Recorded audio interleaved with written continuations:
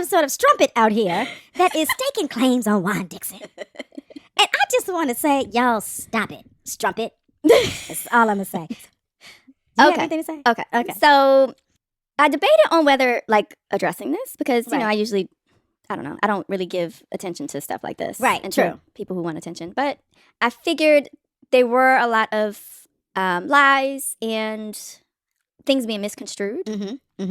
So what I will say, okay, so for y'all, I'm sure all y'all that are listening don't really know exactly what we're talking about because you don't, live on Instagram or whatever, TikTok, Twitter, whatever it might be.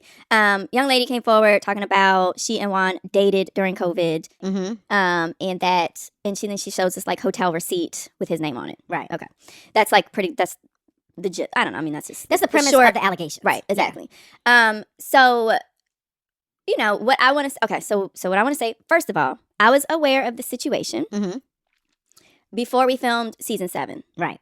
And because this young lady was so pressed to tell me and to tell you, Giselle, yes, I assume she told the whole cast. Right, because she DM'd me. Right. So all of season 7, I'm just like waiting for somebody to bring it up.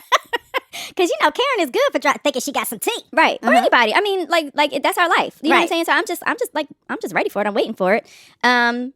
And so when we're in Mexico and Ashley tells me that Karen, was talking about us, and I'm like, oh, okay, this is it. Right. And she talks about some blonde holding hand, him holding hands with a blonde in Georgetown that looks like Karen. I'm like, okay, this is ridiculous. This is ridiculous. Okay.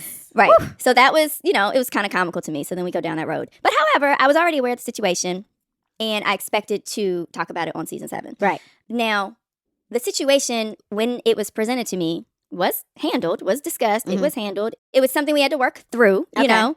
It was not something that it was just like, oh, okay, whatever. Oh, yeah. No. However, there are a lot of things that need to be cleared up with what's being said with what allegedly happened, which did not. So, okay. I'm and I want to almost maybe share the details for Patreon. Oh, yeah. We'll give the details on the Patreon. Yes. So go ahead on and subscribe. So I will give more details on Patreon. But what I will say is, yes, Juan was an idiot and communicated with this woman on Instagram, because whatever. He's bored. He needs attention. He's, it's a pandemic, blah, blah, blah, whatever. Right. However, they did not date. He did not fly her anywhere. Right.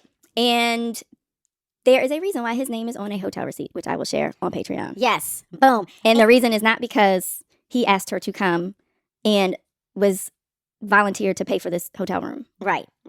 The end. Okay. Yes. And then I will say several things on Patreon, like, let me catch her outside. But, allegedly. But since she pretty much was trying to bribe Juan and told her that she was going to become famous off of us, then, I don't know, girl, go maybe, I don't know, hopefully you can start up OnlyFans and get some money off of it or something. Yes. Go show your booty on OnlyFans. Right. Yeah. But I will say, just with respect to Juan and I, we dealt with the situation. It was definitely something that, we had to work through relationship-wise. Maybe that's why the wedding didn't happen when y'all wanted it to. Oh, really? I mean, let's discuss. We'll discuss on Patreon. I mean, yeah, maybe. I mean, it's just, you know what I'm saying? But so anyway, it was something that we dealt with. And, we're moving forward. Yes.